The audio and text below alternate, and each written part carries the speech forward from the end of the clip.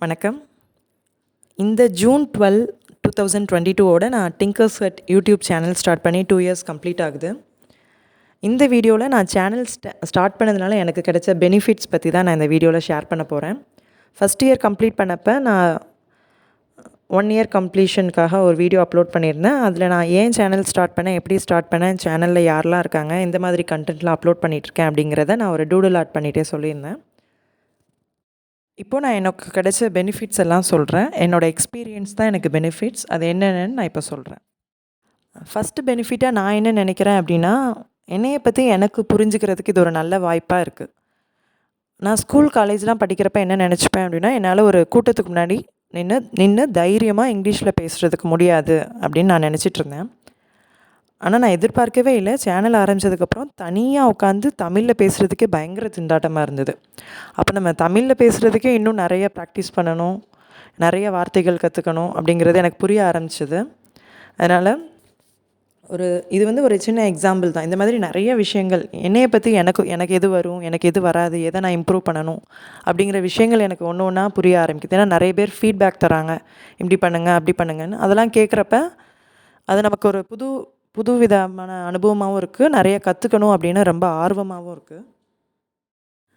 2வது பெனிஃபிட் என்ன அப்படின்னா, நான் டைம் மேனேஜ்மெண்ட்டை பற்றி இப்போ தான் எனக்கு ஒரு அண்டர்ஸ்டாண்டிங், ஒரு புரிதல் வந்திருக்கு.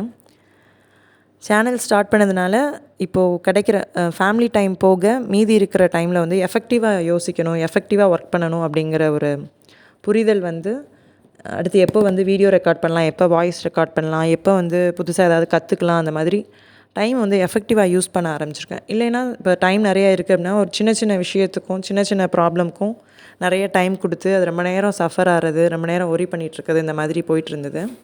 இப்போ சேனல் ஸ்டார்ட் பண்ணதுக்கப்புறமா அந்த மாதிரி ஒரு அன்வான்ட் தாட்ஸ்க்கு டைமே இல்லைன்னு தான் சொல்லுவேன்.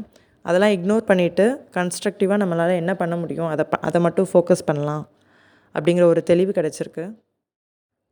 3வது பெனிஃபிட்டாக நான் என்ன பார்க்குறேன் அப்படின்னா, சோசியல் கனெக்ட் தான் நான் சொல்லுவேன். ஏன்னா ஆஃப்டர் மேரேஜ் நானே தான் விருப்பப்பட்டு, நான் எனக்கு குழந்தைங்கள பார்த்துக்கிறேன், வீட்டை பார்த்துக்கிறேன் அப்படின்னு நான் தான் விருப்பப்பட்டு ஒரு முடிவு பண்ணேன். அது ஒரு வேறு மாதிரியான ஒரு உலகம். அதுலேயும் நிறைய விஷயங்கள் கற்றுக்கிறதுக்கு இருக்குது, நிறைய எக்ஸ்பீரியன்ஸ், நிறைய லேர்னிங் இருந்துட்டு தான் இருக்குது. பட் என்ன இதில் எனக்கு தடைப்பட்டுருச்சு அப்படின்னா, சோசியல் கனெக்ட். பழைய மாதிரி ஃப்ரெண்ட்ஸ் கிட்ட பேசுகிறதுக்கு அதுக்கெலாம் எனக்கு ஃபஸ்ட்டு டைம் இல்லாமல் போயிட்டுருந்தது. இப்போ நான் சேனல் ஸ்டார்ட் பண்ணதுக்கப்புறமா என்னோடய ஸ்கூல் ஃப்ரெண்ட்ஸ், காலேஜ் ஃப்ரெண்ட்ஸ் அவங்க கூடலாம் ரீகனெக்ட் பண்ணுறதுக்கு இது ஒரு நல்ல வாய்ப்பாக இருக்குது. ஒஸ்ட்டு கேஸ் நான் என்னோடய வீடியோவாவது ஃபார்வர்ட் பண்ணி அவங்களுக்கு ஒரு ஹாய் மெசேஜ் அப்படிலாம் போட்டதுனால திருப்பி அவங்கக்கிட்டேருந்து எனக்கு ஃபீட்பேக் கிடைக்கும். அவங்க நிறைய இம்ப்ரூவ்மெண்ட் பாயிண்ட்ஸ் சொல்கிறாங்க. அந்த மாதிரி எனக்கு திருப்பி என் ஃப்ரெண்ட்ஸ் கிட்ட பேசுகிறதுக்கு ஒரு நல்ல வாய்ப்பு, புதுசாக நிறைய ஃப்ரெண்ட்ஸ் கிடச்சிருக்காங்க. இந்த மாதிரி ஒரு சோசியல் கனெக்ட், நிறைய பீப்புள்ஸ் கூட எனக்கு கனெக்ட் கிடைக்குது. அது நல்லாயிருக்கு அந்த எக்ஸ்பீரியன்ஸ். 4வது பெனிஃபிட்டாக நான் என்ன பார்க்குறேன் அப்படின்னா, ஒரு க்ரியேட்டிவ் திங்கிங் அப்படின்னு தான் சொல்வேன். ஏன்னா சும்மா ஒரு விஷயத்த பண்ணிகிட்ருக்கிறதுக்கும் அதை நம்ம ரெக்கார்ட் பண்ணி அடுத்தவங்ககிட்ட ஷேர் பண்ண போகிறோம் அப்படிங்கிறப்ப இன்னும் கொஞ்சம் ஒரு ரெஸ்பான்சிபிலிட்டி கூடுது. அப்போ நம்ம முடிஞ்ச அளவுக்கு நல்லா பண்ணணும், நம்மளால் என்ன பெஸ்ட்டாக திங்க் பண்ண முடியுமோ அதை திங்க் பண்ணி பண்ணணும் அப்படின்னு ஒரு கன்ஸ்ட்ரக்டிவ் ஸ்ட்ரெஸ் இருக்குது. அது ரொம்ப நல்லாயிருக்கு. அடுத்த பெனிஃபிட்டாக நான் என்ன பார்க்குறேன் அப்படின்னா, ஹாப்பினஸ் இஸ் கண்டேஜியஸ்னு சொல்லுவாங்க. அதை எனக்கு சேனல் ஸ்டார்ட் பண்ணதுக்கப்புறம் தான் உணர முடிஞ்சுது. எனக்கு ஃபஸ்ட்டு என்ன ஹாப்பினஸ் அப்படின்னா, எனக்கு ரொம்ப வருஷமாக ஒரு ட்ரீம் இருந்துகிட்டே இருக்குது. அதுக்கப்புறம் நான் அந்த ட்ரீம்க்கு ஒரு பேர் டிங்கர்ஸ் அட்னு வச்சுட்டேன். அதனால் நான் எதுவுமே அதை வெளிக்காட்டலை, வெளியில் நான் அதை எதுவுமே அடுத்த கட்டத்துக்கு நான் எடுத்துகிட்டு போகாமே இருந்தேன்.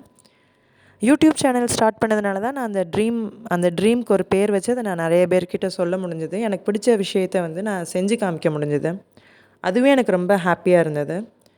அதுக்கப்புறம் என்னை சுற்றி இருக்கவங்கக்கிட்ட, என்னோடய ஃபேமிலி மெம்பர்ஸ் ஆகட்டும், இல்லை ஃப்ரெண்ட்ஸ் ஆகட்டும், அவங்களுக்கு பிடிச்ச விஷயம், அவங்களோட கோர் டேலண்ட் என்ன, அவங்களுக்கு என்ன வரும் அப்படிங்கிறதையும் நான் ரெக்கார்ட் பண்ணி ஷேர் பண்ண ஆரம்பித்தேன். அவங்கக்கிட்ட இருந்து கண்டென்ட் வாங்கி ஷேர் பண்ண ஆரம்பித்தேன். அப்போ அந்த ஹாப்பினஸ் ஜாஸ்தியாகிட்டே ஸ்ப்ரெட் ஆகிட்டே போகிறத என்னால் உணர முடிஞ்சுது. ஃபைனலாக சொல்லணும் அப்படின்னா, எனக்கு மனசுக்கு பிடிச்ச வேலைகளை பார்க்குறதுக்கு யூடியூப் ஒரு நல்ல பிளாட்ஃபார்மாக இருக்குது. அதனால் சேனல் ஸ்டார்ட் பண்ணதுக்கப்புறமா எப்போ நான் என்னோடய ஐடியாஸ், என்னோடய தாட்ஸ் நான் ஷேர் பண்ண ஆரம்பிச்சிட்டேனோ, அதுக்கப்புறம் எனக்கு என்னையே ரொம்ப பிடிக்க ஆரம்பிச்சிருக்கு. நிறைய விஷயங்கள் கற்றுக்க ஆரம்பிச்சிருக்கேன். இன்னும் நிறைய கற்றுக்கிட்டு நிறைய நல்ல கண்டென்ட்ஸ் ஷேர் பண்ணணும் அப்படிங்கிறது தான் என்னோடய எய்மாக இருக்குது. 2 வருஷமாக எனக்கு சப்போர்ட் பண்ணிகிட்ருக்க ஃபேமிலி, ஃப்ரெண்ட்ஸ் அண்ட் வியூவர்ஸ்க்கு நன்றி. தேங்க்யூ.